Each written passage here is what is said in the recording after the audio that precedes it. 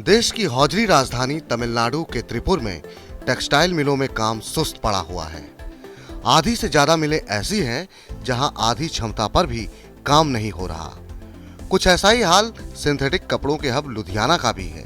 मिलें सूती धागे की कमी को सिंथेटिक फाइबर से पूरा कर रही हैं। देश में सबसे ज्यादा रोजगार देने वाले टेक्सटाइल उद्योग को महंगे कपास ने संकट में फंसा दिया है। जिस रफ्तार से कपास का भाव बढ़ा है, उस गति से धागे की कीमत नहीं बढ़ी।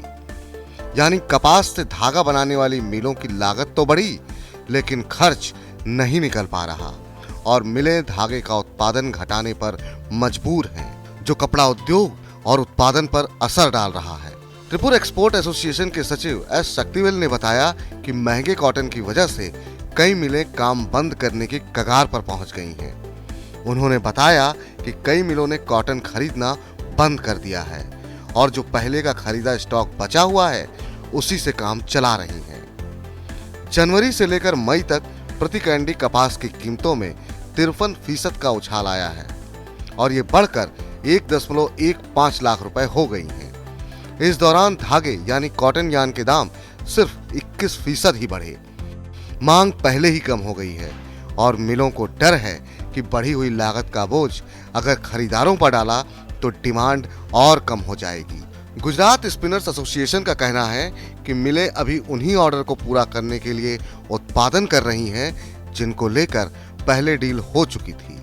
अगर कॉटन की कीमतें कम नहीं हुई तो वो मिलें भी बंद हो जाएंगी जो अभी थोड़ा बहुत काम कर रही हैं। दुनिया भर में कपास के दाम बढ़े हुए हैं और देश में इस साल कम उत्पादन से कीमतें ज्यादा भड़की हुई हैं।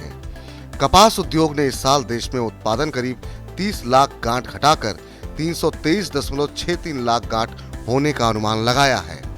ज्यादा भाव और कम उत्पादन को देखते हुए गेहूं और चीनी की तरह कपास निर्यात पर रोक लगाने की मांग भी उठ रही है। कपास उद्योग से जुड़े कुछ संगठन तो कपास के वायदा कारोबार पर रोक की भी मांग कर रहे हैं। कपास के बढ़े हुए दाम से सिर्फ टेक्सटाइल उद्योग पर ही संकट नहीं है, ये संकट अब कपड़ों की महंगाई में बदल चुका है, जो उपभोक्ताओं की जेब पर भारी पड़ रहा है।